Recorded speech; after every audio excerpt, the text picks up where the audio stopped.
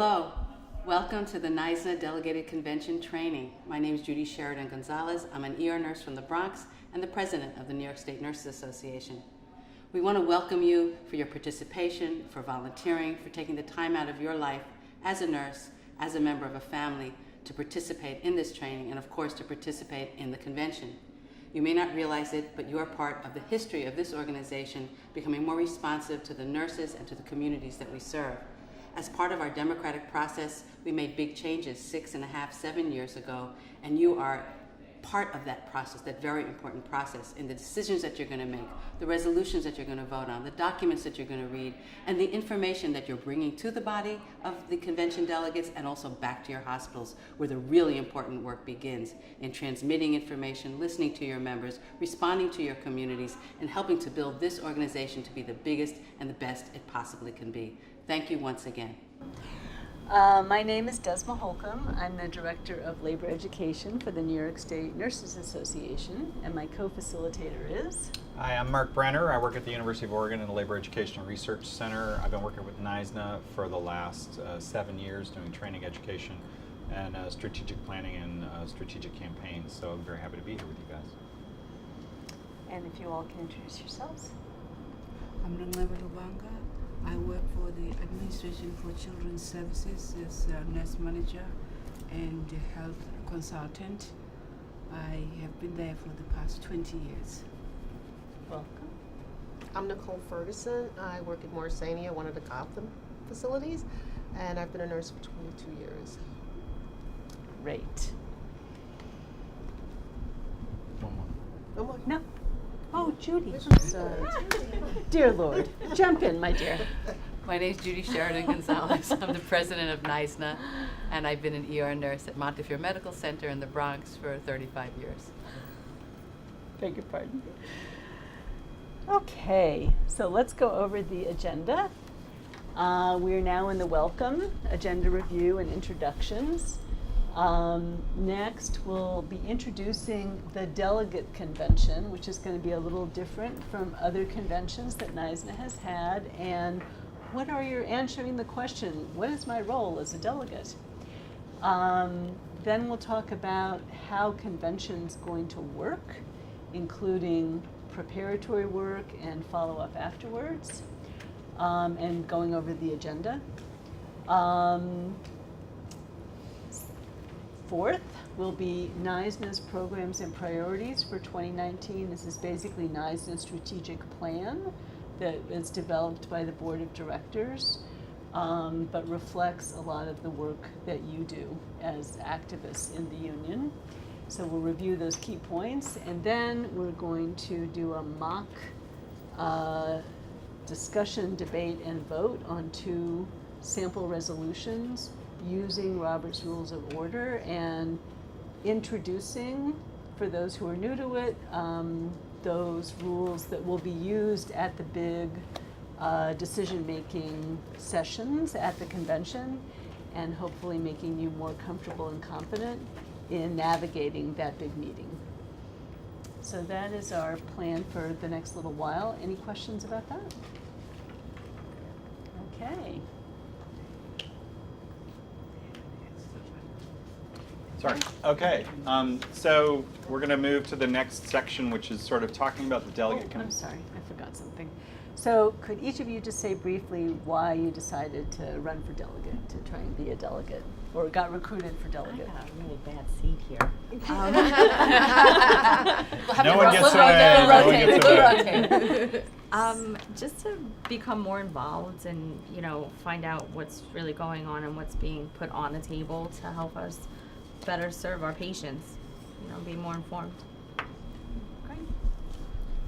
We had a really tough negotiation at Staten Island University. It was very intense, and I just, after seeing administration and seeing how change and not change, and I just felt like maybe I could do something to make the situation better.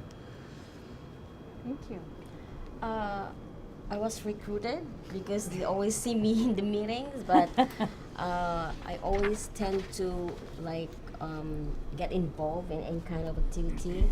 I was involved. I mean, starting when the staff nurses were more like, I think that was at Jacoby, something like that. I mean, not Jacoby, Jacob Javits, Ah, right? yes. So I said, let me just join in. I always like take videos and everything. And our representative was asking me, why don't you just sign up? I said, no, I don't think so because I'm busy. But I did, and I think they were voting for the delegates. Like, I yes. did not expect myself to be selected, but I said, okay, I'll go for it before I retire, probably in 3 to 5 years. So Great. I'll see what I could help the union before I leave, if ever.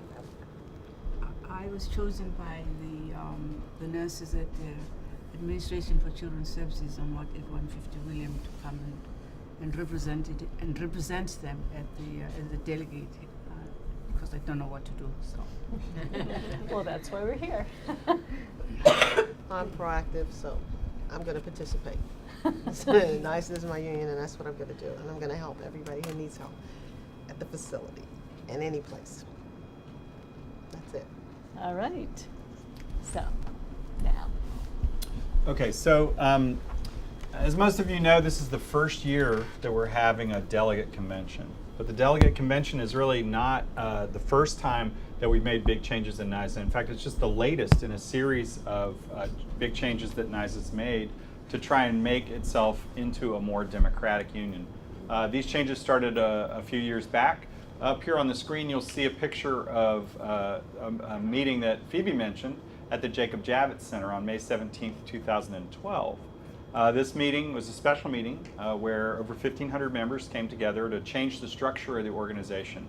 In particular, to change the structure of the board of directors, and for the first time, make sure that your leadership, your elected leadership, was composed entirely of staff nurses, just like you, so that the union so that the board and the union itself could address critical issues that weren't being allowed to be addressed under the old structure. So I know Phoebe was at this meeting. Was anybody else at the meeting at the Jacob Javits Center? All right, a couple of other hands. Great. So this was the product of a change in leadership in the organization, and it led to a lot of other institutional changes. So before we go any further, I just wanted to see, since 2012, and for some of you who haven't been in the union quite, that long as some others, what are some of the differences that you've seen in recent years? What are some of the changes that you've seen in NYSNA organizationally? Have you witnessed anything at the facility, in your bargaining, anything that you've noticed about the organization as a whole over recent years? Any changes and developments? In my hospital, I only know one hospital. That's but, great. I've noticed a bigger presence Okay. of NYSNA over the years, and in our recent contract, we're now allowed for Julie to come onto the floors and talk to the nurses where she wasn't allowed before. So I feel like that there's just I don't know what the word I'm looking for, but there's more people to get you involved and to put it out there, and more people now are actually coming to NYSNA where they would kind of just walk away and take whatever was thrown at them. So the union's more visible in the facility. There's more people active in the union, and more engagement. People are starting to participate more. And certainly, I'm sure during your last contract negotiation, that was a big moment of like, which side are you on? Because as you didn't say this, but you guys took a strike ratification vote, strike authorization vote, and you Overwhelming filed a 10-day majority. notice, and you got really close to striking. We did. But you won a really strong contract. We did. 89 new positions and retiree health benefits, right? So those are also some really big changes, right? You're starting to win things that before you couldn't win. What about in other places? Anybody else noticed some changes in NYSNA since 2012? More presence and shared governance, which Okay. that's still being challenged. Oh yeah. Yeah, but it's happening, but it's not as What facility are you with? Morrisania. Morrisania, yeah. One of the course. Gotham sites. It's Pillows Resistance. But it's happening. That's right. What do you mean shared governance? What do you When we came together, we came here, as a matter of fact, to our facility here, and they were talking about shared governance of the administrators and the nurses. And we're meeting more every month. We're meeting now. That wasn't happening. We're meeting, and we're trying to make sure that everything is brought to the forefront we know about things that are going to happen to us instead of this is what it is, this is what's meant to be done, and that is that. Mhm. So no, it's not like anymore. Now we talk. So you got more voice in the yes, facility. now, yes, we talk. That's great. That's great. What about beyond your own facility? Have you noticed anything about NYSNA in terms of its presence in politics? Or Yes, everywhere. Say more. What do you mean? Everywhere is parades, everything for every fight that's going on. You know, not just for NYSNA, for all the unions, for everything. Yes, the presence is strong. Right. So whether it's around our legislative priorities like safe staffing, trying to win a safe staffing bill in Albany, Yes. whether it's participating in community events and cultural events like Puerto Rican Day Parade or celebrating Chinese New Year's, whatever it might be, NYSNA is visible. And as you mentioned, we're trying to be a much bigger part of the city labor movement, of the state labor movement. We're participating a lot more with other unions, working with unions in our own facilities. I don't know if you've noticed that in your own facility where you're sort of doing more things together. Like, are you guys at Staten Island, do you see more collaboration with 1199 and the service and tech? yeah. What did that look like there? 1199 has always supported us, and in our facility we've always supported them. But I actually realized how much we deal with other unions when we went to Puerto Rico. How it was really kind of incredible to see all these different people just come together and Right.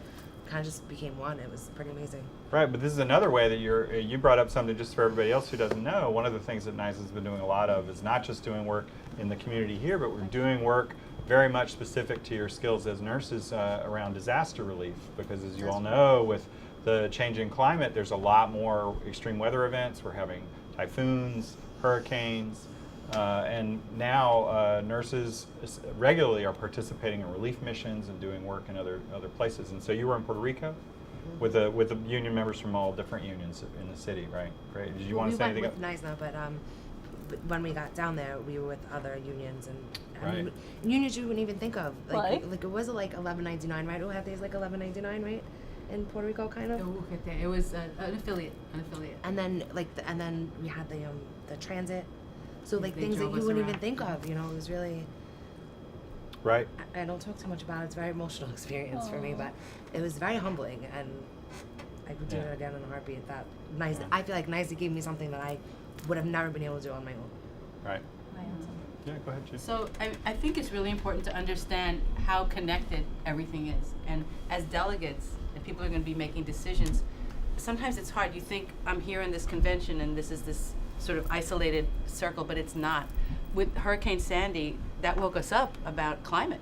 We started to think, what about climate? Because some people said, why is that part of our strategic plan? We said, well, we were all victimized by climate change. And then when we had these hurricanes and then we participated, we had gotten experience from nurses, not necessarily leaders of NYSNA. 1,000 members volunteered after Hurricane Sandy to help people. It was just a natural thing that we do. So we escalated that. But that is what helped us to develop our concept about climate change, why it became an important thing, the illnesses that people had, the water situation, the mold, all that kind of stuff. We're dealing with those tragedies, so we said that's why that has to be part of our agenda. And part of what you're going to do is you're going to help shape that agenda and build it and enrich it. It was informal before, now it's going to be formal. So your role is really important, and we really want to emphasize that. You've been doing it already. Every one of you have talked about, you kind of were like that already, right? But now it's much more formal, and we can actually implement stuff that you really want to see happen. Yeah. So in addition to all the various ways you guys have brought up that NYSNA's changed, I just wanted to mention two others that I think are really important. First off, the changes that happened on May 17th, 2012 expanded the leadership at the top of the union. We expanded our board of directors to 21 members. We made sure that there's guaranteed regional representation, so people from Western New York, people from Central New York, people from Westchester and the Hudson Valley, that it's not just the New York City nurses that are running the show, because even though most of our members are in the New York City metro area, we want to make sure that we are truly the New York State Nurses Association. So that's not only built a more geographically diverse leadership, it's also allowed us to have a much more racially diverse leadership and much more diversity across specialties, and we just have a much more depth among the leadership. Now, that change was really important, but this convention is really, I think, a huge step in the organization's development, because this is the first time. I mean, the convention has always been the highest decision-making body of the union, but this is the first time that everyone who's participating in that convention has been elected by their coworkers. So you guys are coming to represent your coworkers from your facility by their choice, right? They said, we want you to do this for us. And so now when the convention makes a decision, it's really going to be representative of all of the will of the members of this organization. And so you're going to be joined with 619 other elected delegates just like you, all the LBU leaders from across the state, our statewide officers. So this is really, when you guys make a decision now, it's going to carry a lot more weight than it ever has in the past because of who you are as elected representatives from your facility. And together, you guys are really going to set the agenda. As Judy said, it's, NYSNA has been, you're not waiting around for the first time you can have an elected delegated convention to do anything. You're doing stuff already. The organization has been moving and shaking, really. But this is the first time that you guys as elected representatives are really going to be able to say, this is where we want our organization to go over the next year, and you're set the priorities. So let me quickly talk about what are your expectations. What are the expectations for you? What are your responsibilities as delegates? First, you've already checked off one off the box, which is you're here, attending orientation, getting a sense of what your responsibilities are. So second, obviously to attend the convention, which is December 7th and 8th at the Sheraton Times Square here in New York City. Once we set the location and date for the conventions in next year in 2019 and then 2020, you guys are elected to 3-year terms, so we expect you to come and participate in those. And this is part of why we wanted to move to a delegate structure, is so that we could actually make these meetings more in depth, more rich. Because you're all elected, we know who we need to be talking to. We know who's going to be coming to vote on things. So we really have a chance to prepare pre-convention materials and have discussions and debate about what the organization's priorities should be. And we really want you to read all the pre-convention materials and prepare so that when you come to convention, you know what the issues are, you're ready to go. But the most important role I really want to emphasize with you is that the convention is the highest body in the organization, and you guys are part of that decision making. But you're also the critical link back to the units, back to your facility, back to the members, right? You guys are the ones who are both going to make sure that at convention we're discussing the issues that are most important to your coworkers. But also, once we make decisions at convention, that those decisions come back down to our facility, and you're going to help make sure that we recruit leaders like yourselves to participate in putting the plan in action. So, it's not just that you show up and you vote on things. The expectation is that you're also going to help us put all these plans in motion. So it's really, it's a big job, but it's a very important job, and I'm sure all of you are going to do a great job at it. So that's sort of the broad assignment that you've taken on to be a convention delegate. I'm going to turn it over to, first, any questions anybody has about their role? Is that clear? Everybody's good? I'm going to turn it over to Desmond just to talk a little bit about the 2 days and make sure that everybody sort of understands how the flow is going to go. So I want to say a couple of logistical items. One is that actual registration form will be ready by the end of this week with all the logistical details and the information you need. And that while delegates are the ones who are going to be in the voting sessions, that all members are still welcome to come to convention, to come to the workshops, to observe the voting sessions if they want, but there'll also be a little alternate programming for them. So we don't want anyone who's come in the past and hasn't been elected as a delegate to feel like, oh, I'm not a delegate, I can't go. No, the convention is open to all. So I just wanted to clarify that. You have a special obligation to come, but it's still open to all members. So let's talk about what's going to happen. Okay, day one, Friday, December 7th. The official convention kickoff is at 11, and so that is so that everybody from all across the state can be there in time for the formal opening of the convention by traveling that morning. But there will be morning workshops available. So if you come that morning, there will be workshops to do before the official opening of the convention, which I encourage you to go to. Now we are switching the lunchtime panel on Friday and the rally for the healthcare New Yorkers deserve on Saturday. So the rally will be Friday. And that reminds me that the theme of the whole convention is delivering the healthcare New Yorkers deserve. So that encompasses several dimensions of our concerns. Clearly, we want to be able to provide quality care at the bedside, and that means safe staffing and nurse autonomy. But it also means something bigger, which is, are the services provided in the community that need to be there? All the big hospitals want to do all the knee and hip replacements, and nobody wants to take care of people with diabetes and addiction, which don't make as much money but are desperately needed.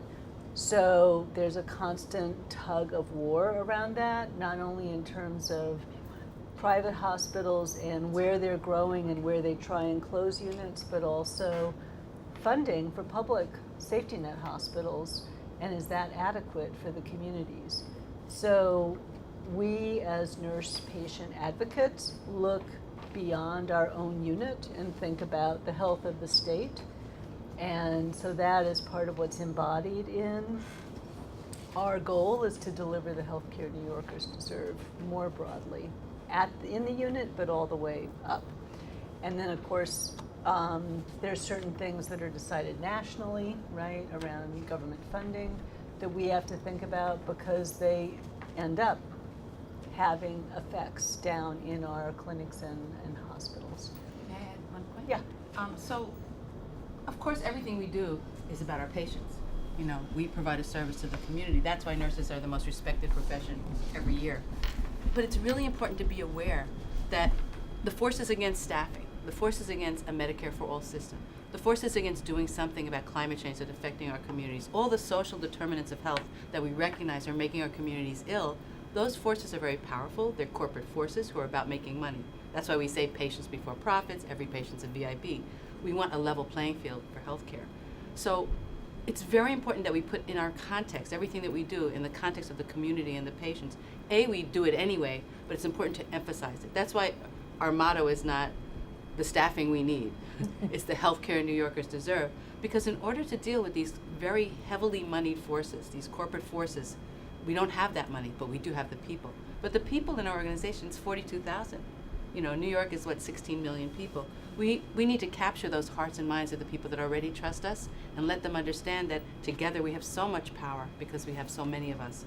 And it's hard when all these people have money, they put ads on TV and so forth. But it's important to remember that what we call the narrative that we explain whenever because I bet you in a year or two, some of you are going to be doing public speaking all over the place. Don't get scared. But that's the narrative, because we feel it and we need to express it. Because if we are going to win the things we need, we've got to unite with our community and get that people power together to deal with that money power. Okay. So, so after the lunchtime rally, which will include our allies among unions, in the community, and among elected officials, we'll come back inside for workshops that are related to the resolutions we're going to be considering. So that's one change in the convention, that in the 2 hours or hour and a half before we go into the business meeting and deliberate on negotiating protest of assignment campaigns, organizing the unorganized, you've had a chance to be in a workshop on one of those topics and both think about it more deeply and also start to talk with people in the workshop about what should we do about this problem? How can we do things better? So there are 3 themes that we've grouped the resolutions in topical themes. And so the first round of resolutions will be on building power on the job and in our communities. So that's what the workshops will focus on. Then we'll have dinner with a speaker and a dance. But don't stay out too late, because there's morning workshops. Now, some people, it depends how much you need to have accredited classes and a certain number of hours in order to get your day off from the job. But we will have what you need, both in terms of workshops and also take-home readings and quizzes. So the morning workshops will lead into the next two resolution sections, one on building a political movement to challenge the status quo, which is part of what Judy was just discussing, and then promoting racial, economic, and social justice, so which touches more broadly on things like what's going on in Puerto Rico, or social determinants of health, and other issues like that. So, but after the morning workshops and before the first deliberations, there'll be a morning plenary, which we are hoping will be a congressional speaker on Medicare for all. So then instead of a lunchtime rally, there'll be lunchtime panel, and our hope is union nurse leaders, not only from NYSNA, but from other states and other countries. So that should be really interesting. Okay, so then another round of debate and discussion on resolutions, and then workshops at the end, again, assuming you need some continuing education credits on a variety of topics, everything from nursing practice, health and safety, labor topics, political topics, etc. So that is our convention. Excuse me, may I ask Yes, a question? absolutely. Did I hear you say from other countries? Yes. So, such as India, Brazil, China. I mean, these are places where we have sent some delegations, and so we're inviting some of those folks to come. Do you have a connection with No, a? I'm from South Africa, just one. Ah, Yeah, we're going to, Ari's going to South Africa. Once we have that meeting, we can invite them there. okay. What did you say, Julie? Well, we were invited to South Africa, and one of our leaders is going to go, I think with the delegation going, and we have a connection there.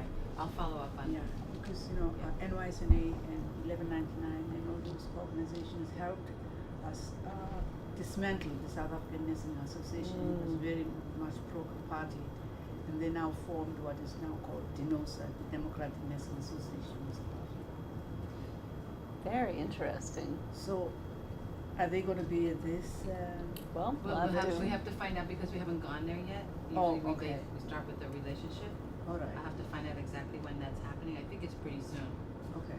But if not this year, next year. Okay. That's so great. Thank you. So, I've been talking about resolutions in these different 3 sessions where we're debating resolutions. So, where do these resolutions come from?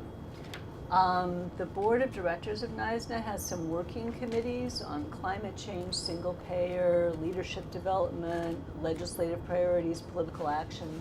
So in consultation with those working groups, the board is going to propose some resolutions on these various topics, on collective bargaining and then all these other topics. So that will be sort of a starter for the debate, and those will come to all of you. And you will have a chance to discuss them with your colleagues at things like the Staten Island Interregional, at the H&H Executive Council, at LBU meetings. And so this is part of what Mark talked about. You are sort of ambassadors with those resolutions to your LBUs and to the members to discuss these issues, to get ideas from them, what they like, what they don't like. And the resolutions, if you have changes you want to recommend, especially if there's a group of you who have an idea of either something, a topic that wasn't covered that you think is important, or an addition to a resolution, or even a disagreement with a resolution, the first goal is to get any of those suggestions in the form of resolutions by a month before convention, so November 7th, and there'll be information about this. You send it in to the secretary, to the board, and it goes into the hopper with all the other resolutions. So there will be a resolutions committee to take a look at this whole collection and think about, are there certain resolutions that naturally go together? So say there's a Staten Island climate change resolution and one from the North Country. Instead of having 2 separate ones, let's think about putting them together and talk with the people who initiated them, so on and so forth. So it is possible to introduce a motion or an amendment from the floor at the convention. It's not that you can't do that, but you can see how much more beneficial it is if not only do people talk about the draft resolutions in October, but then you have a whole month from November to 7th to December 7th to look again at the resolutions that have come from the board and other places. By the time you walk into that meeting of 1,000 people, you'll really be ready to make suggestions, to support and oppose resolutions, to vote intelligently. So that's part of what we're changing, is having a lot more preparation time among the delegates and with the members before the convention. Okay, the committee, the resolutions committee and 2 other committees that are going to help make the convention successful. A credentials committee, because we have to make sure we have a quorum and see who's there and make sure everybody's, delegates are present. And then a coordinating committee to just help make things run well, because there's always changes happening while you're there. Those are all 3 of those are committees that'll be board members plus delegates. So if you have a passion for resolutions or for credentialing or for helping to organize a big event, you should volunteer to be on one of those committees. That's another opportunity for your own growth and leadership, and it will certainly help us because many hands make light work. So any questions about all of that? Okay. Next. So most of the rest of the day, we're going to talk about how the meeting functions, because a big convention like ours operates under specific rules, so that we can ensure participation. It's not the way most of our union meetings work. But before we talk about how, in practice, how convention operates, I just wanted to quickly talk a little bit about what topics are we going to be discussing at convention, just so you have a sense of what's coming your way. As Desma said, our convention is going to be divided into 3 different sort of business meetings. Each of them is going to have a theme. And we're going to take up resolutions where we discuss key issues underneath that theme.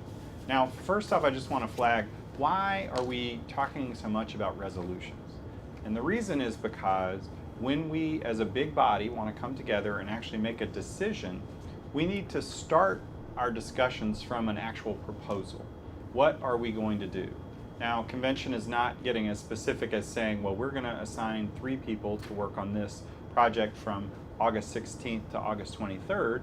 It's much more high level, right? You're going to focus on our broad priorities, like, for example, pushing to win safe staffing legislation in Albany, or focusing on winning retiree health care benefits and collective bargaining the way you guys recently did at Staten Island University Hospital. So you're setting kind of high-level priorities for the organization. But the only way we can really have that conversation is if we actually make a proposal and say this is what our priorities should be, and that comes in the form of resolutions.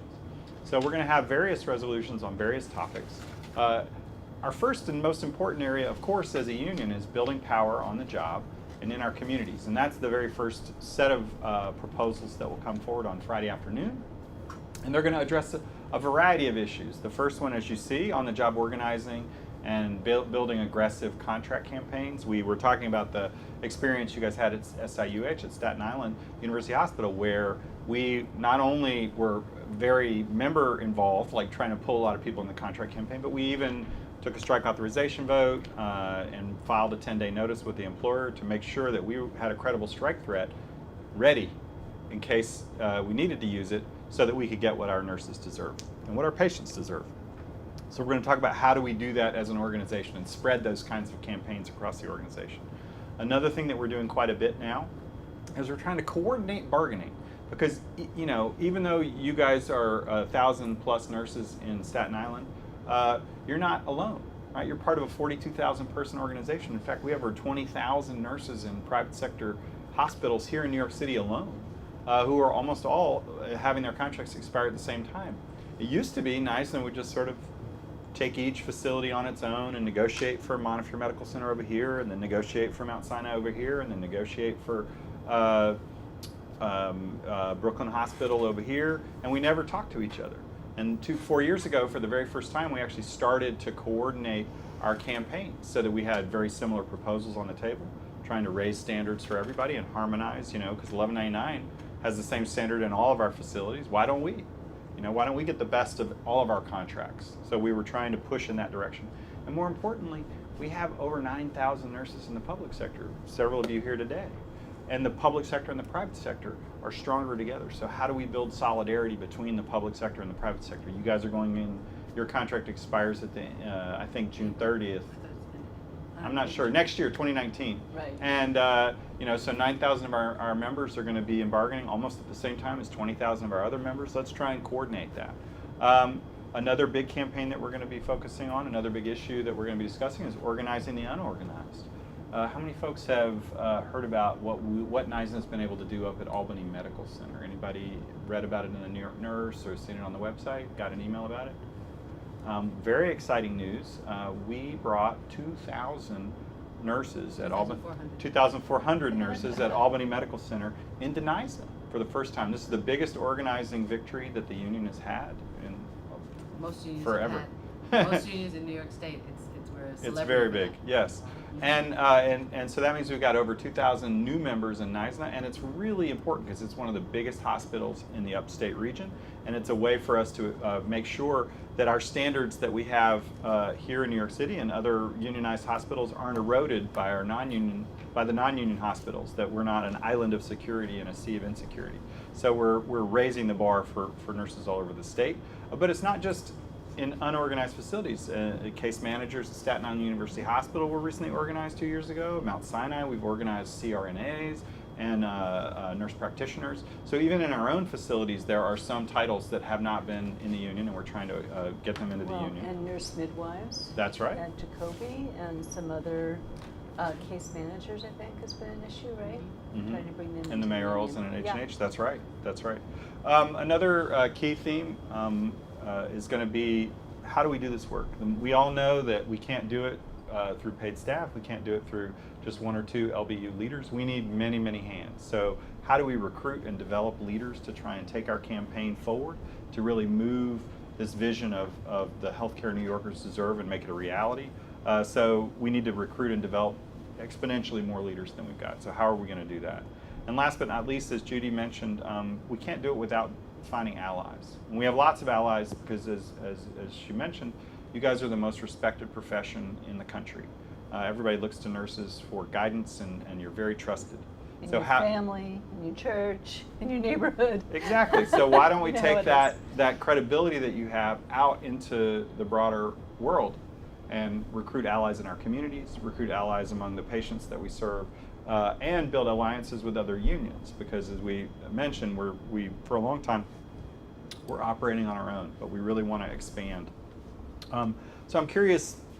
Let me just stop quickly and ask, in terms of these issues, does anybody have some examples of how we've been working already on some of these questions and challenges? I mean, I already mentioned the new organizing that we've seen, both at Staten Island and Albany Med. Any other ways that you guys have seen NYSNA doing some of this?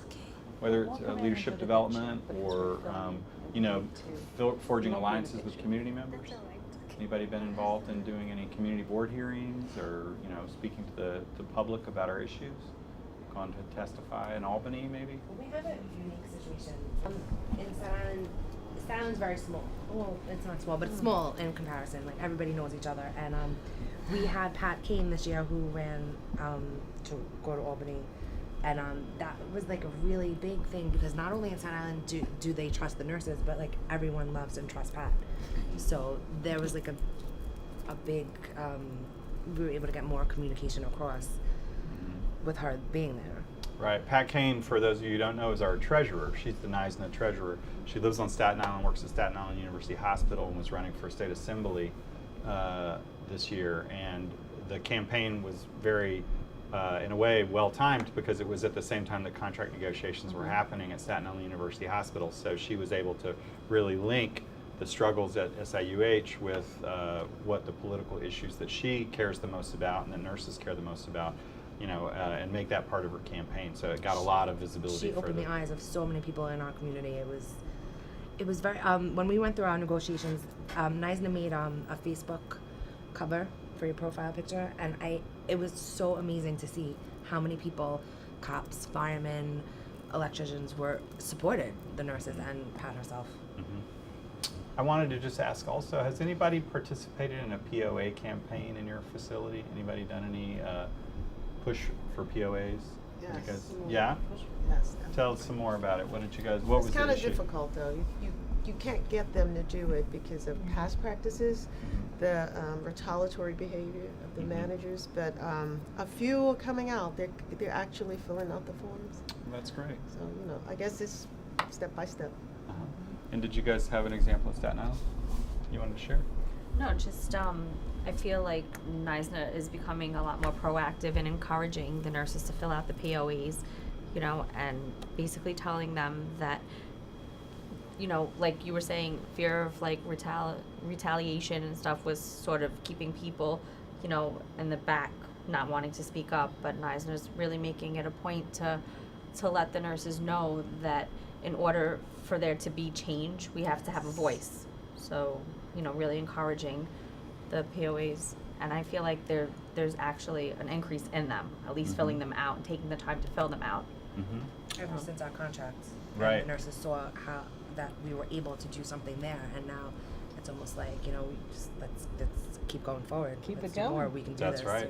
That's right. The reason I bring up the protest of assignment is because this is one of the ways that we have learned we can really effectively address problems on the job. If you've ever filed a grievance, you know that it can take forever to get your grievance from the beginning to the end. And it doesn't feel powerful. It doesn't solve the problem oftentimes. And it feels like everybody's sort of living in a state of suspended animation, waiting to see what's going to happen. But we've learned that, especially when we do POA campaigns strategically on units that are having really bad staffing, or when there's a really acute issue that we can tackle, that we can get immediate results. Like we can get dozens of new nurses within weeks sometimes if we do it right. And so that's the kind of on-the-job organizing that we're talking about, as opposed to just using grievances to try and solve worksite problems. How do we do on-the-job organizing? That's another example. That's why I wanted to ask if anybody had done that, because that's the kind of thing that even if you're not in negotiations, even if you don't almost go on strike, you might have still had an experience with. Judy? Just to add, so the thing about the Hold on, POAs. just one. But let's also ask our new person who just got here after you're done. Yeah, who are you? So hi, introduce yourself. I made it. So we're the dependent mass transit.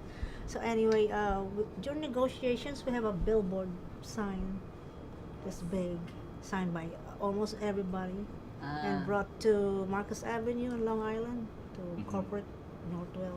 Yeah. Because What hospital do you work at? same thing, Staten Staten Island Oh, Hospital. Staten Island. Oh, great. Okay. And what's your name? Maria. Welcome. Hi. Thanks Hi. for joining us. Nice to see where you all work, fighting for us. So we Oh, have that you billboard. delivered to corporate headquarters. Yeah. Oh, I saw the video of The that. giant petition. Yeah. John But- Cordello is a fireball. Yeah. Yeah. Two more slides and not that much But time. I find it hard to encourage colleagues to give you an example. We're not supposed to be transporting really from recovery room to different units, unless of course if they're on oxygen or need to be having monitoring, or if they're critically ill. They need nursing in the way, right? Right, but I don't know what ideas or ways to encourage colleagues to really encourage you. You find it a problem by the POA. They said nothing's gonna happen. I said no. I said every month our committee reviews all our POAs. Nothing might not happen today, but that's something that they present to HR. But That's right. I keep repeating that, so I don't know if they'll, And that's why they elected you delegate. Because you're, We'll let Maria, you're a we'll leader. let Maria talk about it and solve that problem. So we Great. have just a few more minutes for the next Yeah, two points, so- but go ahead. So the thing about POAs that's important is that there's multi-tier effect of a POA. the first thing that we really have to emphasize to the nurses is if anything happens because of understaffing, because you're doing something that's not within your scope, because you're doing something like transporting a patient, but you're still responsible for the other one in the recovery room. And when you go to court, they're going to say, well, were you not responsible for this patient? What did you do? The POA protects you. Initially the POA is supposed to get you help or get you what you need. That's the first reason. Sometimes you get that. It's like an algorithm. You know how we do the algorithm for CPR? So the first algorithm is get me the help I need. Doesn't work? Somebody sighs and says, I'm not doing it for whatever reason, I'm not doing it. Now you share responsibility for whatever goes wrong. Something's going to go wrong. I need help. I'm not giving you help. Okay, now you're sharing liability with me. Something goes wrong, it's on you, not just on me, because I already told you. That's very first thing for the individual to know. I got to protect myself, my license, my patient. Second piece is these things get reviewed. We can identify troubled units within the facility, and at some point we can get somewhere. That's where the POA campaign comes in. I work in an ED. We were terribly understaffed. People were totally overwhelmed, really miserable, and we had the same problem. People didn't want to fill out POAs, retaliation. We said, look, we're going to have a campaign, and we have a plan. We share what the plan is to have everybody fill it out every day, because every day is dangerous. We're going to prepare a report with the anecdotals on it. What are the problems? What are the laws that are being violated? What are the standards that are being violated? We also said we're going to go to the community, is where the community comes in and say, look, we have 800 POAs in 3 weeks. These all represent incidents of danger to our patients. And as a result, the community board wrote letters to the hospital. We started preparing a report we're going to submit to the Department of Health. Every nurse was on board, except for the few who never are on board. And remember, some people will never be on board. Don't worry about that. So everybody was in it, everybody was on it, everybody planned it. And suddenly, 4 weeks later, we got 22 new positions, where they never had the ability to have those positions.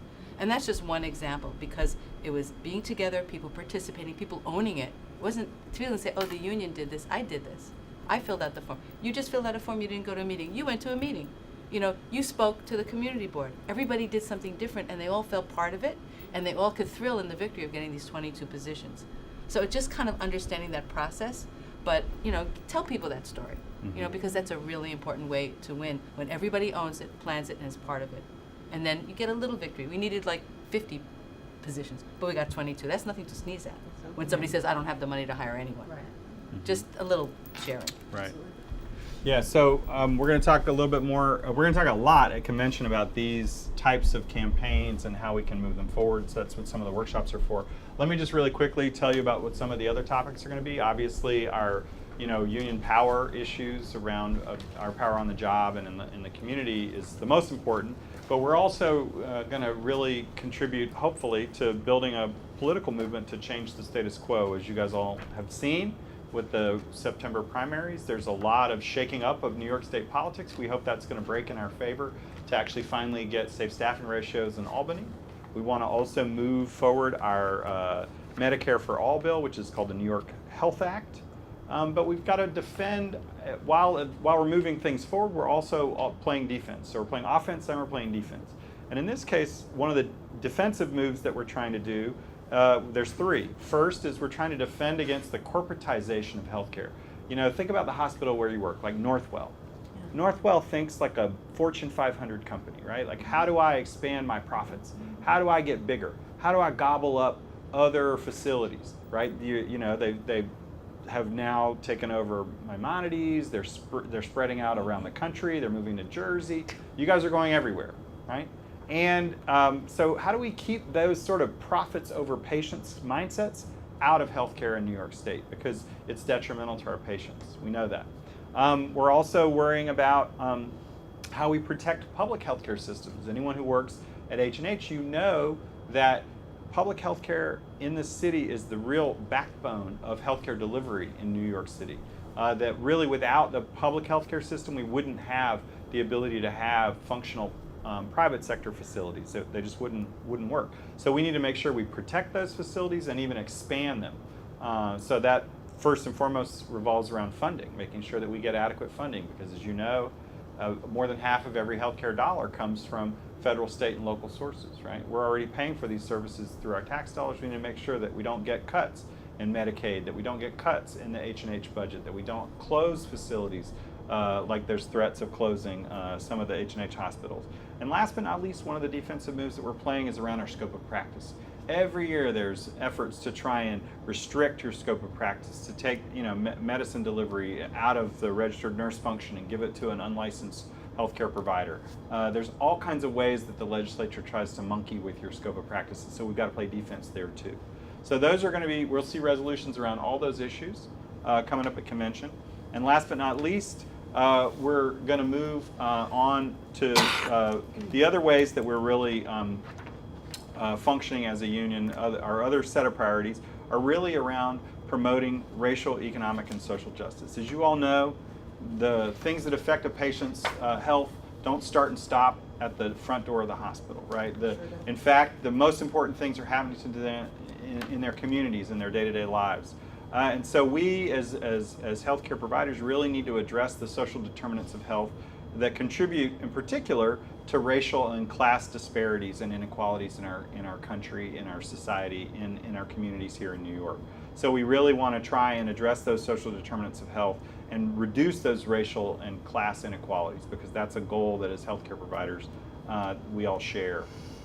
We want to talk about public health, not just public health generally, but specifically as it relates to climate, because as Judy mentioned with Hurricane Sandy and all these other extreme climate events, we are seeing the impact on our patients, we're seeing the impact on our communities, so we want to talk about how we can respond to that. And one of the ways we've been responding is through disaster relief and recovery. So we want to talk about how we can provide disaster relief through our sister organization, the New York Response Network, which is a way to coordinate disaster relief among nurses in New York through NYRN.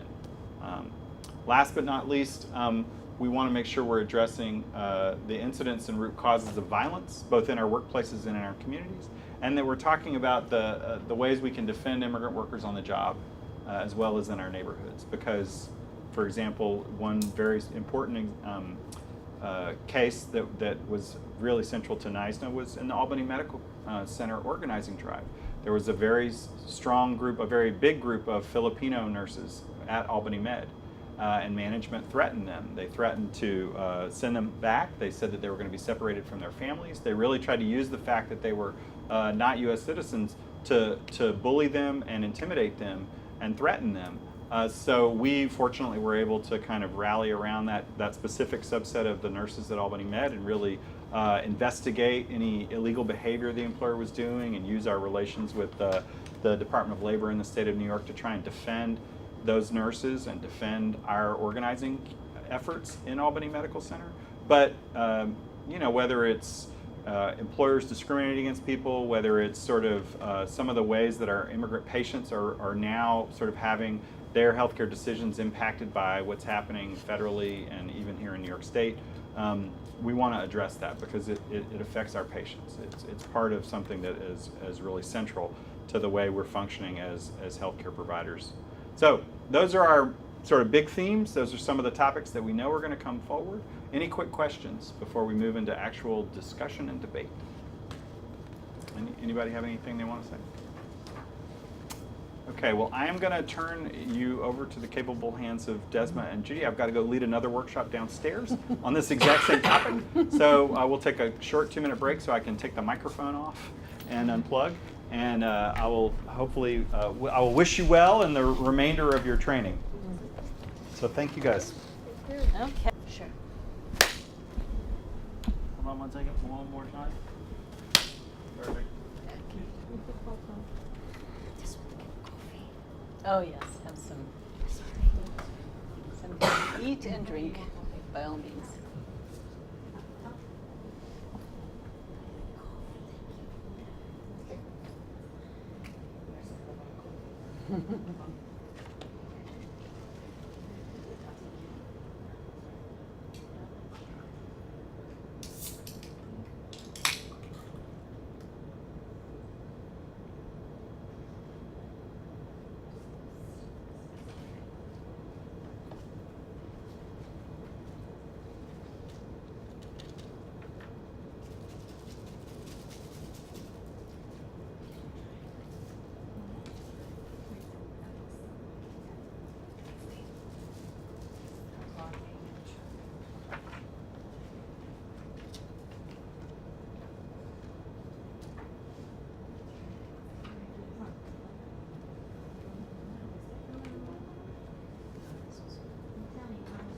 And then if you're done with those two, you can go on and look at the one that's on the letterhead, the NYSNA Political and Policy Platform.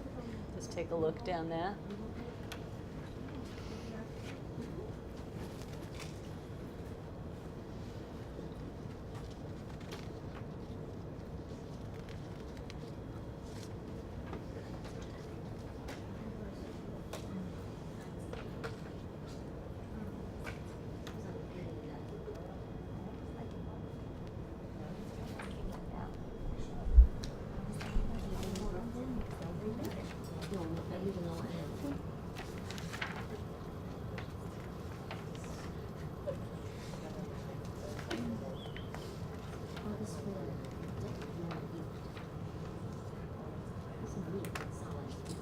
Okay, let's get started again.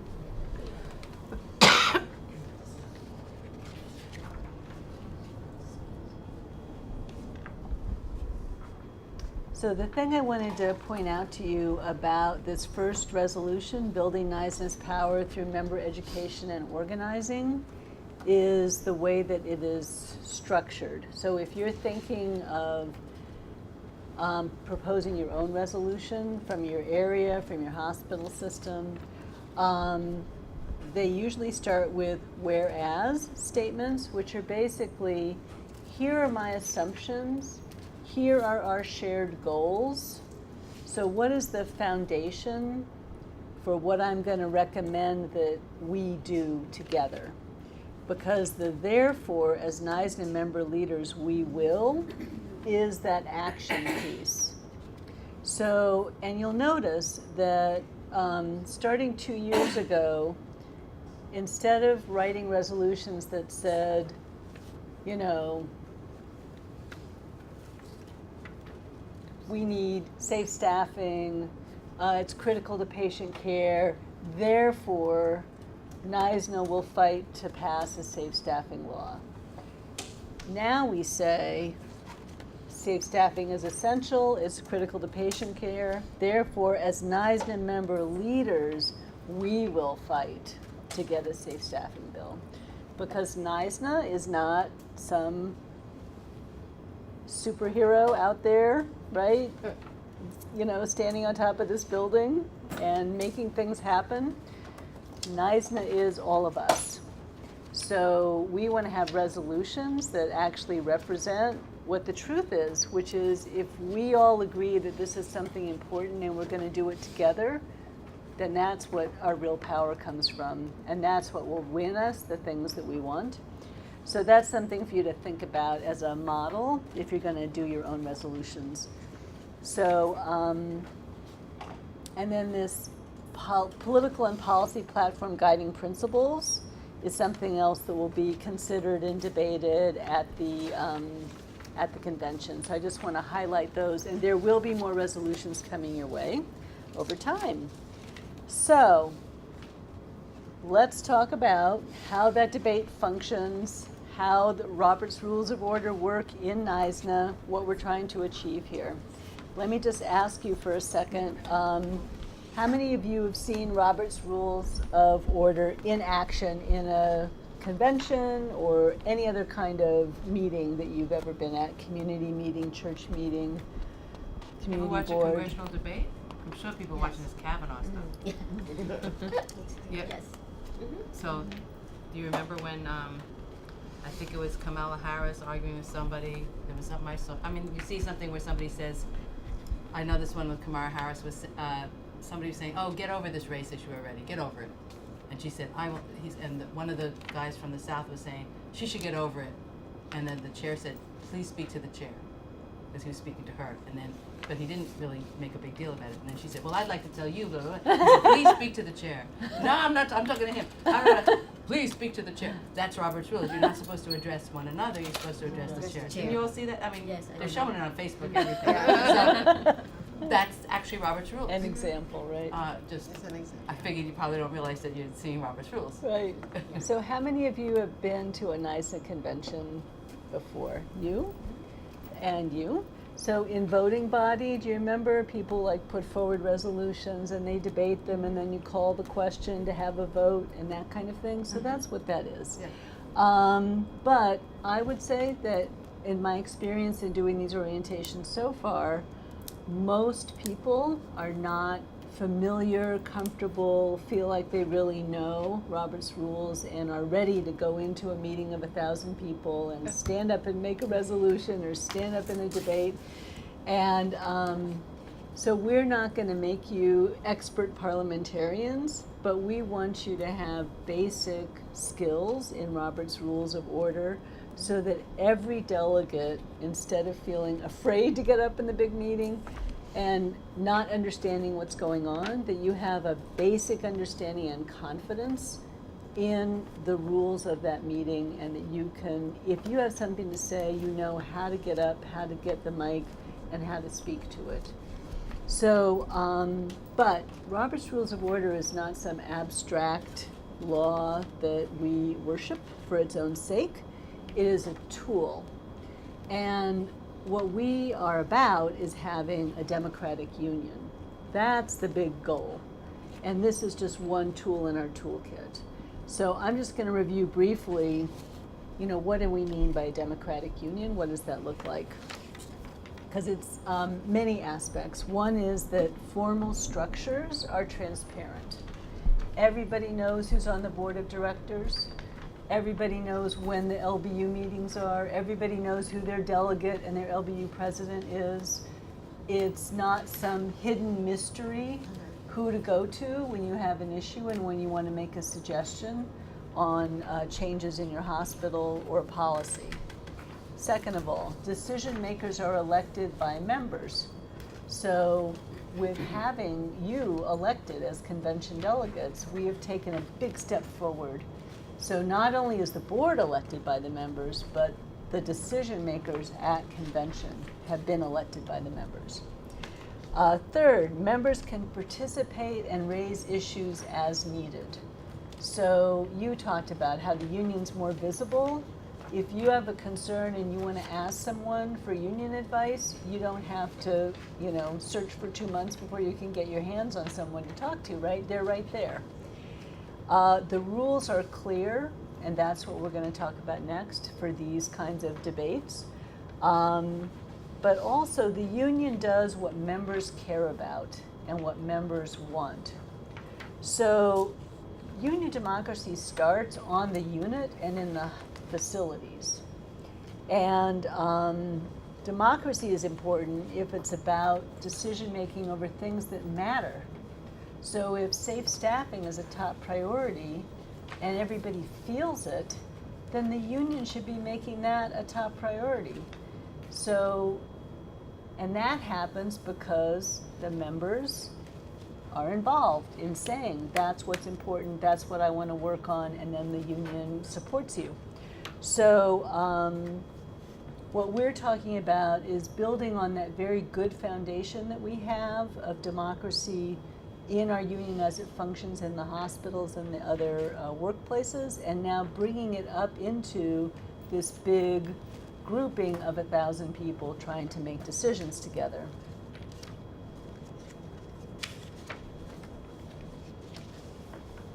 So the materials you got ahead of time, if you pre-registered, and that you got just now today, there's 2 short chapters in a book. The book is a labor notes book called Democracy is Power, which I recommend to you. And it talks about this issue of that rules need to support democracy and be a tool that we use to make a strong union, and not just for their own sake. And then it has simplified rules of order. What's great about this is it's a simple description and roadmap to the key Robert's Rules of Order. So that's something else that I think you'll find helpful if you look at it. And then the last thing in that packet was what I call a cheat sheet on Robert's Rules of Order. So this, right? Yeah. Good. All right, a big help. That's what we want. So I want you to pull that out right now. Here's what it looks like.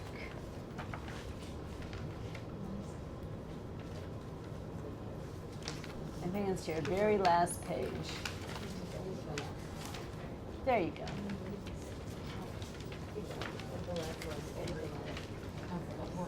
Of the, yes. Oh, no, not the last page, the third to last page, sorry. Okay, so I want to just give you all a couple of minutes to review this. Now, if you already read it ahead of time, I want you to put a check mark by what you think some of the most important ones are that you think you might be using or that are most commonly used in the voting body of NYSNA. And if you haven't looked at it before, just take a minute to read it and still check either things you think are important or things that you have questions about and you want to discuss today. So I'll give you a few minutes to do that.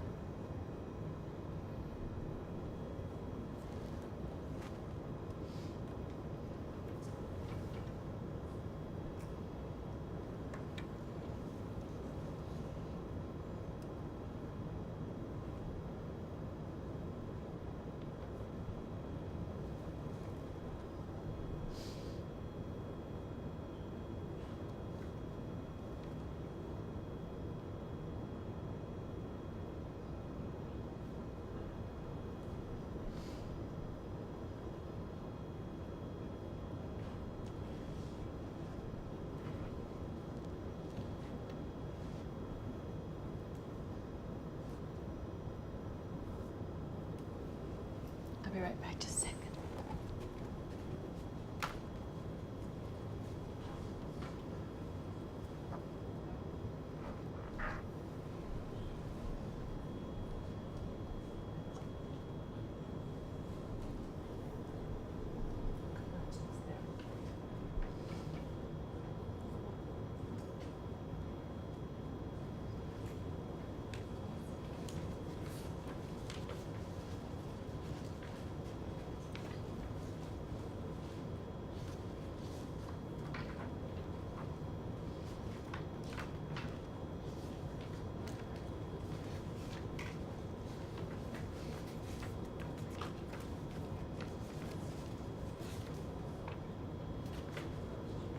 Yeah, just the usual management being disgusting.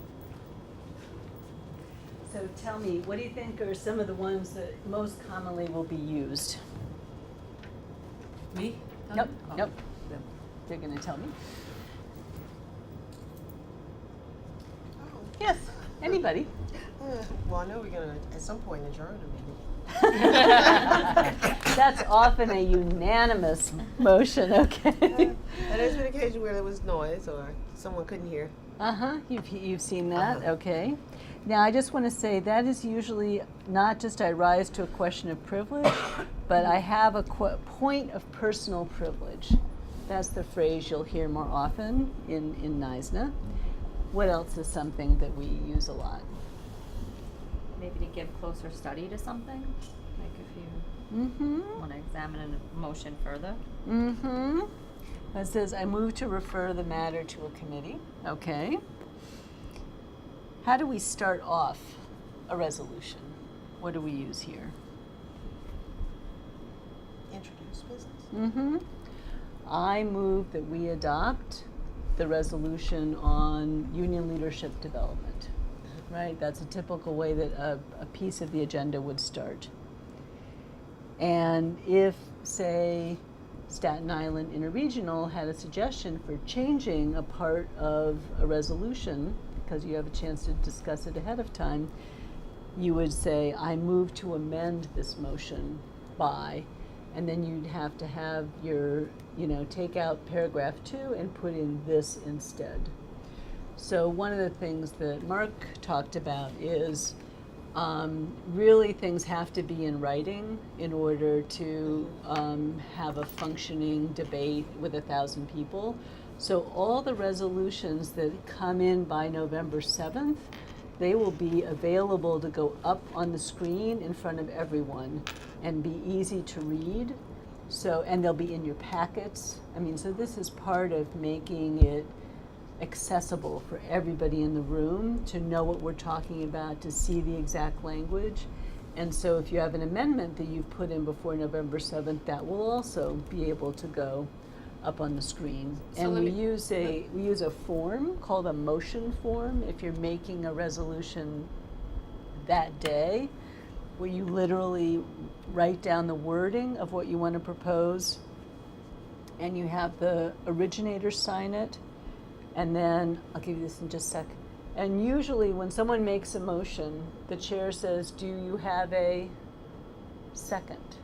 Right? A second for the motion. So basically, if only one person out of 1,000 wants to talk about something, we're not talking about it. You have to have at least 2 people who say, that's worth discussing, let's talk about it.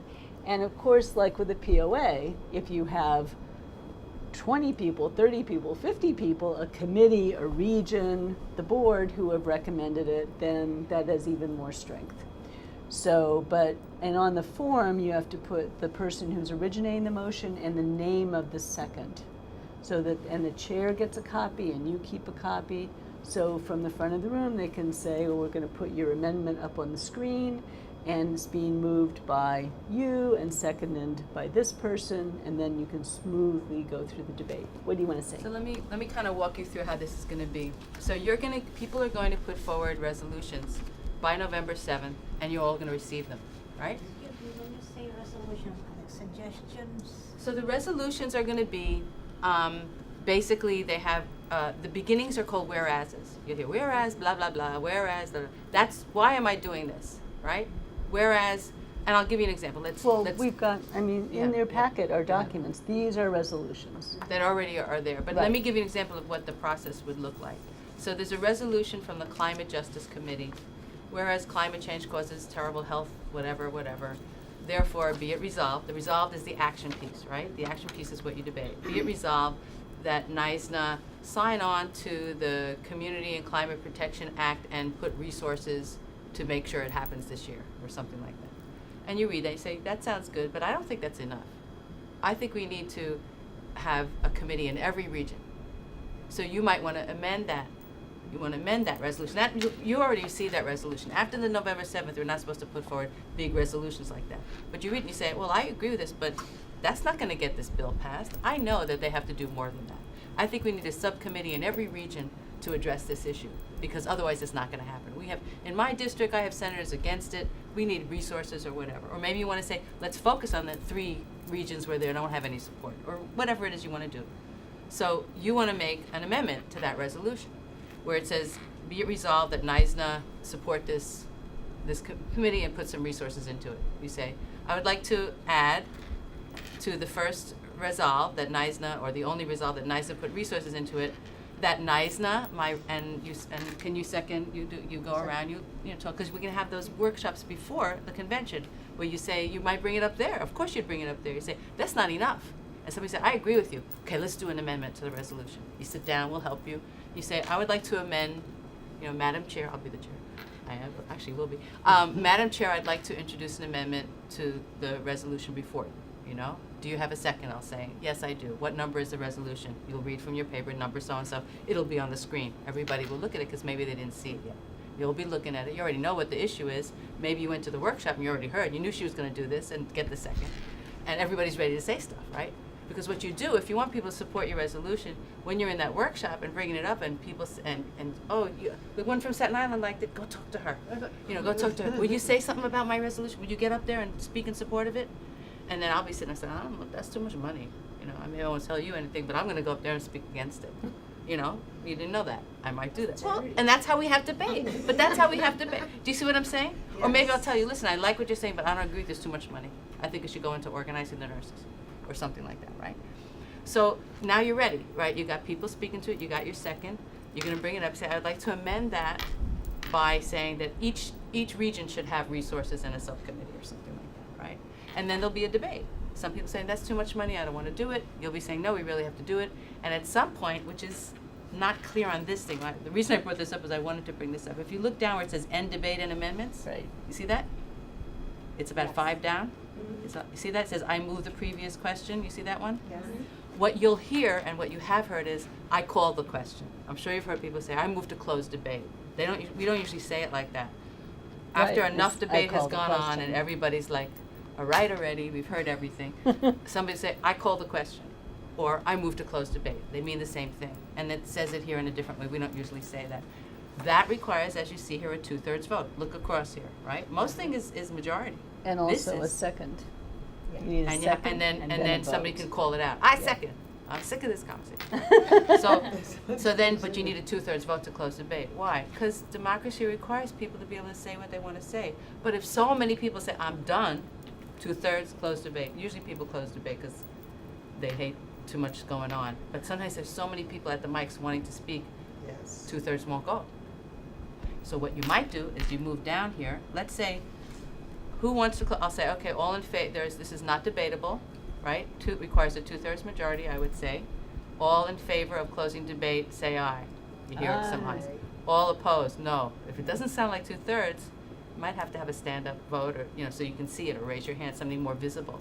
Or, and please don't do this to me, you can call for an actual count, it's annoying. But if you feel strongly about it, you do it. Well, It and can if it's a really close it's vote. really close. So basically, throughout the floor of the convention, in every section, there's a staff counter ready if there's a really close vote. And they have a counter, and so they say, okay, everybody in favor of closing debate, stand up and say yes, and then you count all the people standing, and you write down the amount. Okay, everybody sit down. All who want to keep debating and vote no, stand up, and you count with a counter, write it down. Any abstentions, people stand up.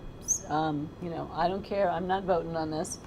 And then you run 10 totals from 10 parts of the room to the front of the room, and someone sits and adds it all up, and then hands the chair, here's the actual vote count. And then they calculate, is that 2/3 or not? So that's how it works. Now the thing is, if it's not really close, and if you want to have a standing vote for every single vote that you have, The chair can overrule it. right. If they think it's really obvious from listening to Don't the waste ayes time. and noes that it's not really close, but if you have an actual count for every single vote, you will not get all the way through your agenda. So you really need to use it where it's really close, and it's really important to know, have the numbers actually been secured, but it's not something to just do, for the heck of it, right? Because it slows down the whole process. So we're going to I just want to point out 2 more things, and then we're going to do a model debate on 2 resolutions. So under more motions in the middle, it says, I rise to a point of order to protest a breach of the rules or conduct. And there's also a point of information.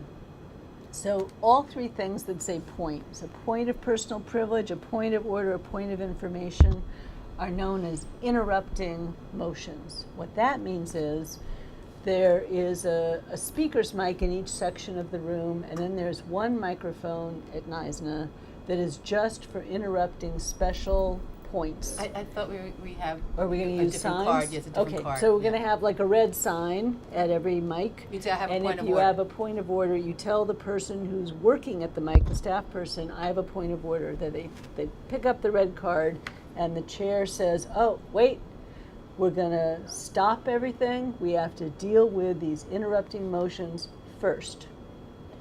And because each of these things is supposed to be a problem that's interfering with the democratic process in the room.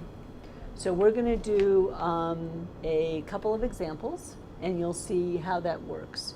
But and it also means that you don't have to wait online. If you have a point of order, point of information, a legitimate point of personal privilege, you jump the line. So it really has to be something that's important to all 1,000 people and the functioning of the room. So let's practice for a minute here. So look at practice resolution number 1. So these are the last 2 pages in your packet. And just read that over, and especially focus on the therefore be it resolved section. And I'm going to be, well, you can be the chair and I'll be the parliamentarian. practice resolution. It's the very back of your packet that has the red on the front. See that packet? Yeah. The last 2 pages are our practice resolutions.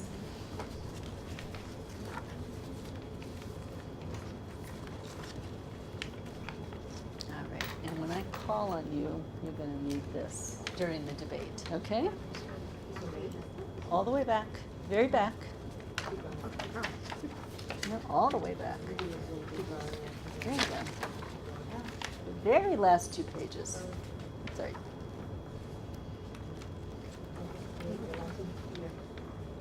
And when I call on you, you're gonna say that. Yes. Yes. And you were supposed to give me something. I say, how come you skip me and not give me, or are we working together? No, no. We lost. Everybody. Yes, the last 2 pages, yeah. Yes. So this is what we're reading right now. And then, We're gonna debate this pretend resolution. Okay? I thought you were giving me. No, no, I'm not giving everyone one. I only have a Oh, couple. oh, No, okay, no, don't okay. worry. Okay. You'll get one soon All right. for the next debate. Okay, so has everybody read the last paragraph and then the backside? There's a couple more paragraphs on this resolution on collective bargaining. Now, this is actually a modified version of a real resolution from 2016. And the way we're going to do this mock debate is sort of like what Judy was doing, which is we're at a baseball game and we have a play-by-play.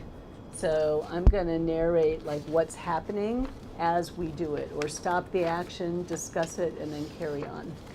So I would like somebody to volunteer to be the person who's introducing this practice resolution number 1. Would somebody like to introduce this resolution to the body? I would just read it. Nope, just say, I move resolution number 1. Okay, I move resolution number 1. You're supposed to, when you start off, what's going to happen is you'll be at a microphone. You'll go to a microphone, and when you want to bring anything up, make sure you have your people to support you, because it's a terrible feeling to stand up there and no one says anything. So, you say, Jane, you're going to support me, go to the other She will. mic. And then I'll have to recognize the mic as chair. I'll say, microphone number 1. You state your name, your facility, whatever you'd like to state about yourself, who you are, what you do, where you come from, something about probably your facility, whatever. And I would say, you may proceed. I mean, it's kind of like Right. Yeah, it's just almost like a decorum. court. Sounds like court a little bit. So you would state your name, and I'll say, please proceed. So let's try that. Microphone number 1. My name is Nicole Luisi. I'm a nurse at Staten Island University North. And then everybody from Staten Island's going to go, yay! Okay, carry on. You may We'll proceed. And I move to resolve Resolution number 1, resolution you can number say 1, the name. building strong contract campaigns. Please wait a moment while we put it up on the board so that everybody can see it. It should be in your packets, or it might not be, but it should be in your packets on page 27. Please allow the members, this won't take away from your time, please allow the members to take a look.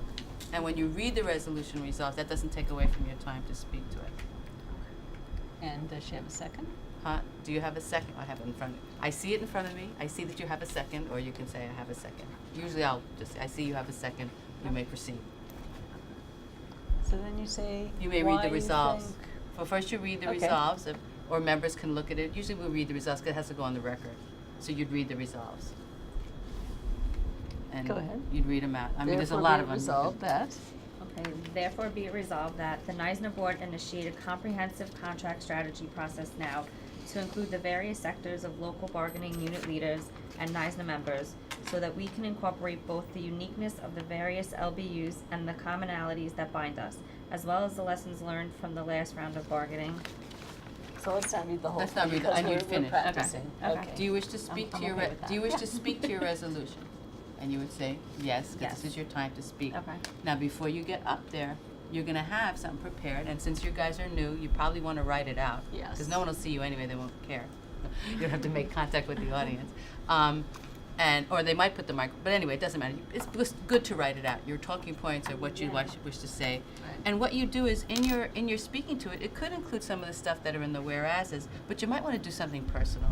You know, in Staten Island, we had the experience of building a strong campaign for the first time. You know, the members were organized. We got retiree health. We think everybody should follow that process. It got us our good contract. It got us what we needed. The members got engaged. I'm here. I wouldn't have been here if it wasn't for that strong contract campaign. This is how we're going to build NYSNA. And then it was going, yeah! And then somebody else will, say, I agree. You know, you might get the person who didn't want to spend the money or didn't like it or whatever to go sit down and not want to even say anything. Or maybe they'll say why they think that's not a good thing. They should focus on something else. And then there'll be debate. But when you speak to your resolution, that's the emotion, that's your appeal to everybody there to win them over. Because these are words. And this is just my advice. I mean, the sort of personal piece is really what moves people, that emotion, right? Sure. Why am I doing this? Because this is really important for the organization. Because it's not just Staten Island. Staten Island is an example, right? Or, Staten Island got hit with a hurricane. Buffalo didn't. This is a really big deal for our coastal areas, like Long Island. You get support from Long Island. Think in terms of, I'm sorry. We got to keep going and we'll never make it through. I know, I'm sorry. I know. I get very excited about Well, these things. I'm trying to get you all excited about it, right? And after you were a delegate for a few years and maybe you run for the board and then you'll be like up there doing all this debating. So can you read what I gave you as part of the debate? Go ahead. That little piece of paper. Piece of paper, yeah. I have a point of personal privilege. Chair, can you please have them turn up the volume of the microphones? I can't hear what the speakers are saying on these floor microphones. Okay, Thank you. so does that sound like a reasonable point of personal privilege? Why? She needs to Because you hear. can't hear. Well, and everyone needs to hear, Yes. right? She's got the guts to stand up and say, no one can hear what's going on here. Turn up the mics. And she's addressing the chair, right? Who can then get someone to turn up the mics. So that's a legitimate point of personal privilege. And the reason that she gets to go first before anyone else is, if the mics don't get turned up, it doesn't matter what people are saying on the debate because people can't really hear them well. So that's an example of, for the betterment of all, she gets to jump the line and raise an issue that's of concern to all. Now, has anybody ever seen someone get up and say, I have a point of personal privilege. My hospital never gets to have a contract campaign, and I want to know when we're going to take care of my hospital. We're just the little stepchildren here, right? So what they mean is, I personally am very upset about this issue, and I want to jump the line, and I can't wait behind anyone else, and I'm going to And the I would point call, of I would personal call them out of privilege. order. Right. You're entering debate. Point of information, point of personal privilege are all not to make a statement about debate. If you need information to help you understand what's going on, or if you need something changed in the environment that prevents you from participating, maybe there's people in the back talking loudly. I rise to a point of personal privilege. There's all these people talking loudly. I can't hear what's going on. Or there's construction going on outside. Can we wait a minute? Or there's a subway going, whatever. Things that, and it's not just physical, it could be other things, but anything that makes it impossible for people to participate fully. Right. That's the point of personal privilege. Point of information. So we'll get to that in a sec. So, because we're NYSNA and we know everyone's learning, the chair is not going to say, you're out of order, sit down and shut up, right? Which might happen in some meetings if you Happened to make me a a lot. point of personal privilege that isn't really legitimate. So more likely that person will be told, I'm sorry, you are mistaken in trying to use a point of personal privilege for what you're trying to say. I understand that you passionately want to speak to the debate, but you need to go to one of the regular mics and get in line, and then you'll have your chance to speak. Now, on to mic 2, 3, 4, 5, going around the room. So I think that this is sort of like a learning debate environment is what we're trying to have.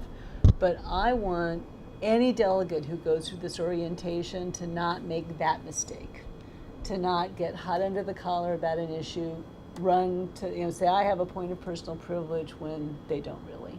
okay? So if So you have that's a why we're, suggestion, all you say is, I have a point of information or something? well, we'll Or get to you- that in a minute. That's Okay. that's a, I'm sorry, I so- just have one question. yes, So, the way that it would be set up, there would be like a separate, like, say, like you're saying, if you have a point that you wanna Right. address that's like specific to your Yes. hospital, what you're going through, whatever, you'd have to Right. wait on a line at a mic, yes. right?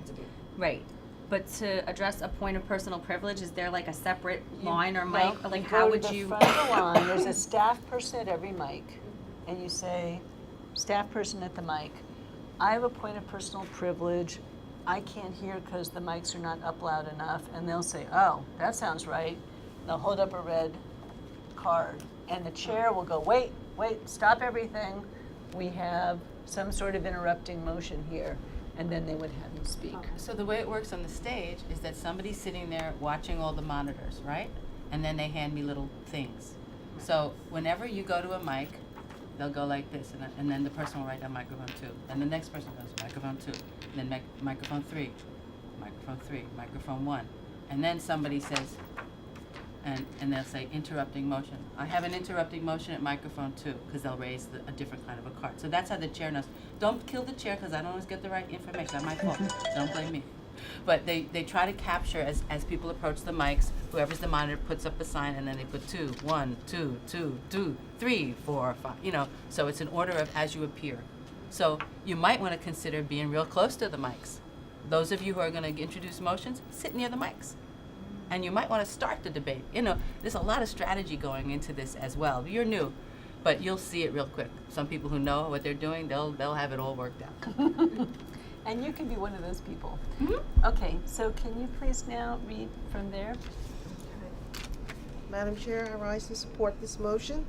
The more we've involved our members, the more we were involved in the community, the stronger we are. And the sooner we start planning and strategizing, the better. Now I would like to call the question. So that's close debate and have a vote. Yes. Okay. Now, the problem with what she just did, which was a trick that I gave her to do, is you can't be the last person to talk on the issue and then close the debate. That's not fair. If you want to call the question, you have to get up and not say anything else, no matter what you're feeling, no matter what the last person just said. If you want to call the question, you get up and say, I'm calling the question. And that's all you can say. Because if you say, this is a great resolution, I support it, and then someone else who wants to speak against the motion is ready to talk, but you just called the question, you've cut off that other speaker. And that's not fair. So you can't have the last word and stop the debate in the same moment. That's not cool. As we all do it as parents, I know. So one of your strategies You have might to do be- this, and our discussion is now over. Has anyone tried that? Yes. Okay, but it's not cool in a big debate. One of your strategies might be, so if you have something that's fairly popular, but you think debate might, you always want to get somebody there to call the question at some point. Be prepared to call the question or to close debate at a certain point once stuff is exhausted. I mean, because people forget to, then they'll talk forever. So it's good to get somebody to call the question. At some point, they can always sit down again if they feel, like let's say you say, Judy, you're going to be the one to call the question. I'm third online, right? And just before it's my turn to go, it's like a really spirited debate. For me to call the question may not be the right thing to do. So maybe I'll have something else to say, or I'll step aside and not call. These are things that kind of become a little complicated. Because the goal is that people participate, but don't exhaust everybody.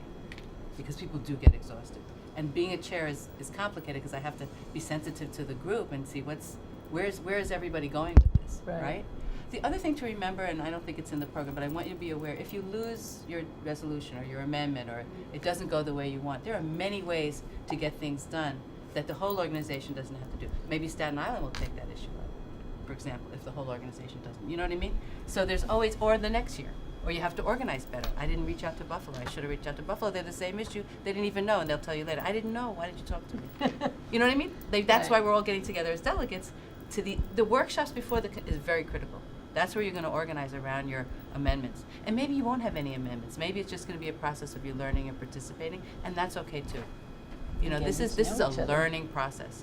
I've been doing this for 30 years, 35 years. You know, learning the hard way, getting called out of order all the time. So don't feel bad if you get called out of order. Don't feel bad if you make a mistake. Don't feel bad about anything. All of us on the stage, all the board members, we've all done it. Well, and there's a difference between, like, before 2012, when the change in the union happened, there would be NYSNA conventions, and there would be voting body, and the union activists would get up and say, we need to be a fighting union, and they'd say, Out of order. I'm sorry, we're going to table that motion Forever. till 5 years from now. You say, wait a minute, that's not fair. I'm going to challenge the chair. But unless a majority of people agree with you that they are unfairly shutting down your debate, you're not going to win at that moment. So, but this is not where we're at now, right? You are not like at war with the leadership of NYSNA. We're all trying to work together to make NYSNA better. So it's going to be a much friendlier environment than these people had to go through. So read practice resolution number 2. Can you Gotta all go stay like downstairs. 10 more minutes? Okay. Is that okay? I If gotta you go can- downstairs yeah. and then I gotta go to Webster's. Okay, all right. So practice resolution number 2 on retiree health benefits.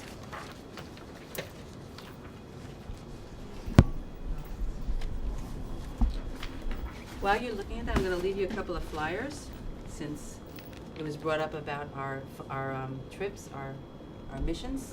Okay. You can bring these to your places, and would you like to sell some tickets? We're having a fundraiser. How many? 2? Yeah. I just suggested Huh? the contract. I'll take them. 2 tickets? I have some. I only have 20. You want to sell 2? I can probably get them from Julie too, right? Maybe. Yeah, I Let's don't talk know. about it after. Okay? We're a fundraiser for our missions, so we can support doing the missions. I'll be down on the 2nd floor. You can get back to me about that. Does everyone have? It's good. We have great DJs, great parties. I'm sorry to disrupt this. Whoops. Go. I'm so disruptive. Oh, Judy. I'm such a You're disruptor. out of I'm just order. Totally out of order. Go I gotta sit down.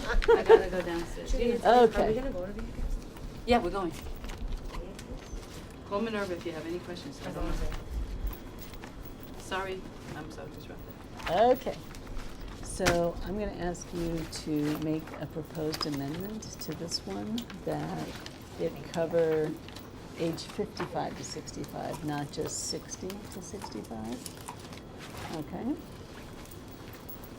Because that's a real issue. All right. Is there someone who will volunteer to introduce this resolution on retiree health benefits?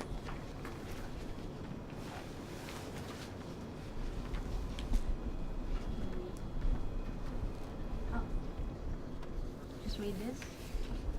Just the very end, therefore be it, well, first of all, raise your hand, and I'll recognize you. Say your name. Hi. Good afternoon. My name is Maria Ariza from Staten Island University Hospital North. Okay. And I work at recovery room. I'd like to talk about retiree health benefits. So we as NYSNA member leaders want to encourage our colleagues to include retiree health benefits at the bargaining agenda of all NYSNA LBUs and make it a high priority. We want the NYSNA trustees and the benefit fund to explore multiple options for retiree health benefits to support RNs in negotiations, including but not limited to NYSNA fund related VEBA, VEBA. And does anybody not know what a VEBA is? Because this came up idea. before. So it's a voluntary employee benefit association. And what it basically means, it's like a 401k for benefits. The employer puts money aside and members can take some money out, a certain amount every year, who have done early retirement, and they can use it either to pay a premium or to pay for actual medical expenses.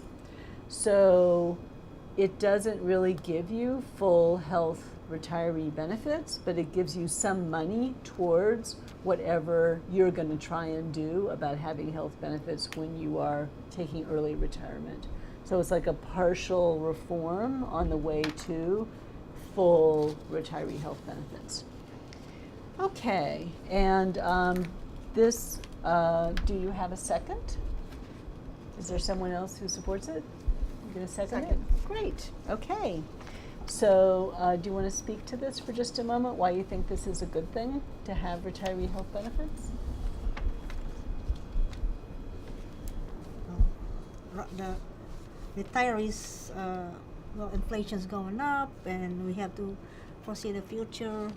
How Medicare costs only paying 80% for retirees, and it'll be difficult for members to pay out of pocket. So I move that the chair consider this issue and Okay. no convention. Now, move your amendment. Get up at the mic. Oh. I recognize you. Introduce yourself.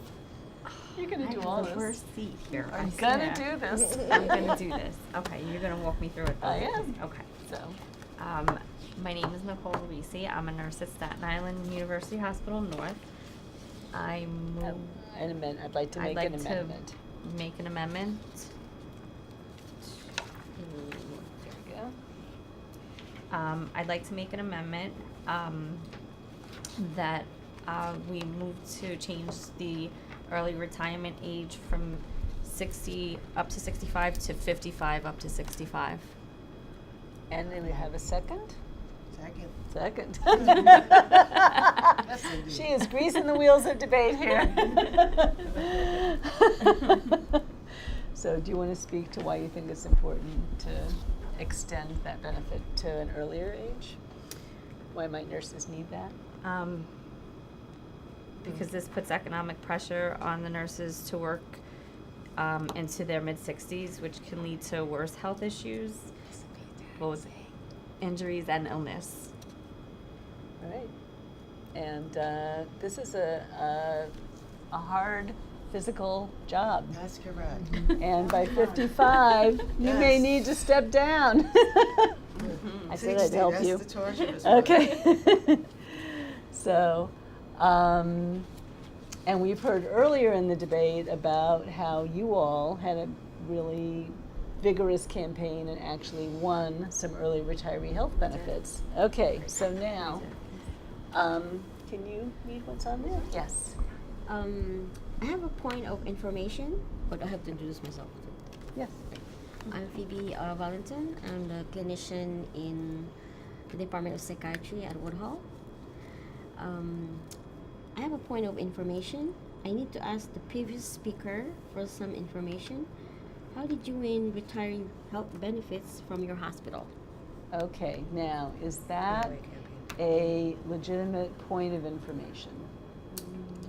No? And why is it not a legitimate point of information? It's more of a personal. Right, it's like, So is she addressing the chair? no, she's she's addressing No, Nicole. she's trying, so here's the thing. All of our meetings in NYSNA, generally speaking, we're in a room like this. Maybe we have 50 people, but we don't have 1,000. So you often start a discussion saying, God, how are we going to get retiree benefits? And then you have a guest speaker from Staten Island that just won it, right? And you discuss things back and forth, and in the middle of the discussion you can say, could you tell me more about how you won that? And that's a perfectly normal thing, and we do it all the time in the union. But when there's 1,000 people, you can't say, could you go back to the mic and answer my question? That just makes it impossible. And there are people waiting on mic 3, 4, 5, 6. So to have person from mic 2 come back and say something is really not fair to the people on mic 3, 4, 5, 6.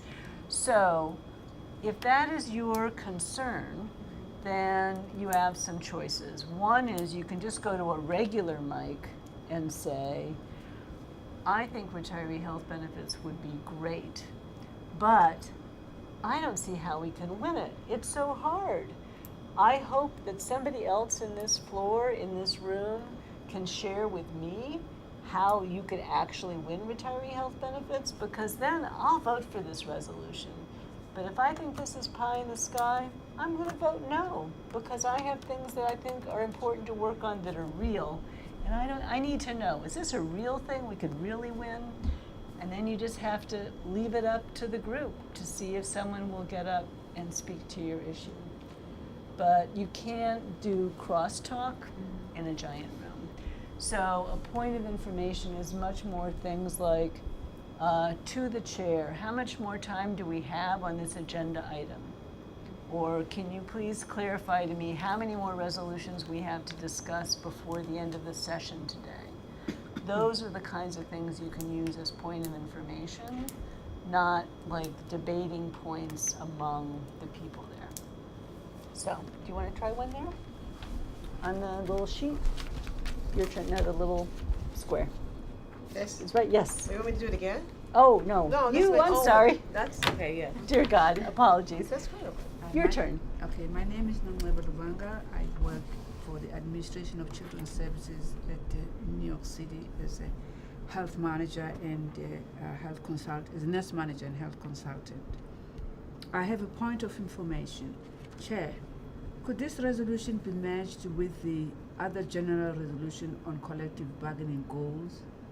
How would I proceed to do that? Now, is that a legitimate point of information?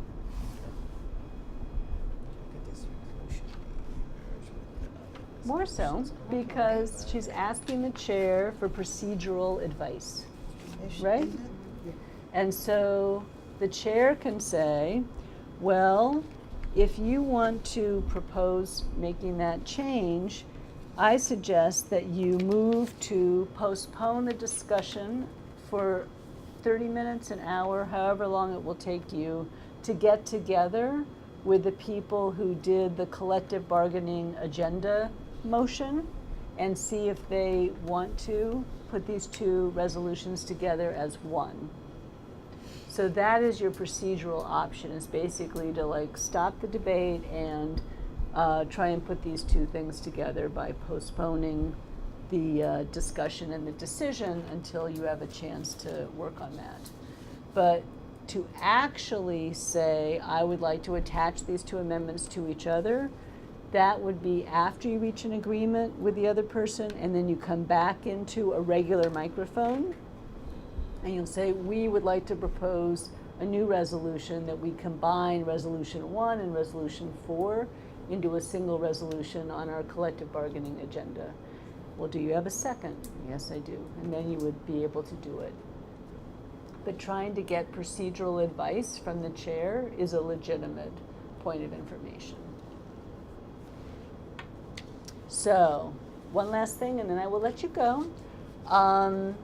When someone has an amendment that they've suggested, that takes the center stage. We leave the basic resolution alone for a minute, and we debate the 55 versus 60 years old amendment. And until that is settled one way or the other, we can't go back to the general topic of retiree health care, okay? So this is one of the confusing things that happens when someone puts an amendment up. That is the only thing you can talk about until it's voted up or down. And you got in line originally to talk about the first resolution on retiree health care in general. So then you have to figure out, am I going to just step aside and let someone else in front of me who wants to talk about this issue of 55? Or am I going to talk about the issue of 55 versus 60? And then at some point someone will call the question. And so I'll say to you, all in favor of changing this retiree health benefit resolution to talk about getting health benefits from the age of 55 to 65. Who supports that? Say aye. Aye. All opposed? I think it's unrealistic. Say nay. And we actually are tied, so we're going to have to count the votes. Any abstentions? Okay. So, but let's say it passes. So then the chair will say, okay, now we're going to vote on the amended resolution. And they will have made the change on the screen, and we can now bring to a close the discussion on the goal of retiree health benefits. So, all in favor? Aye. Aye. All opposed? Any abstentions? The ayes have it. Congratulations, your resolution is passed, and we move on to the next item of business. So, does this help you feel a little bit more oriented around these procedures? And of course, practice makes perfect, right? And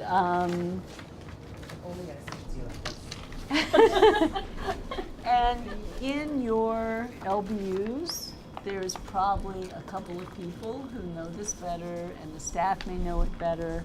So use those resources. At the convention, there is a Ask the Parliamentarian piece of the agenda. During the workshop time, there'll be a room where the parliamentarian is there, and you can say, I have this resolution, and I want to propose it, like, what do I do now? And how do I write it? And whatever help you need, that person can help you with.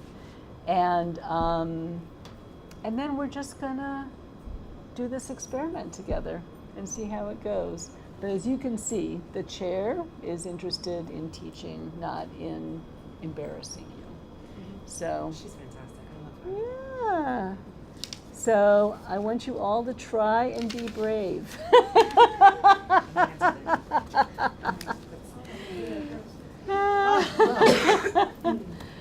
And I will see you all at convention. When do you, When is the next meeting? I mean, orientation. Well, this 2-hour class we're doing all around the union, and you only need to go to it once. Oh.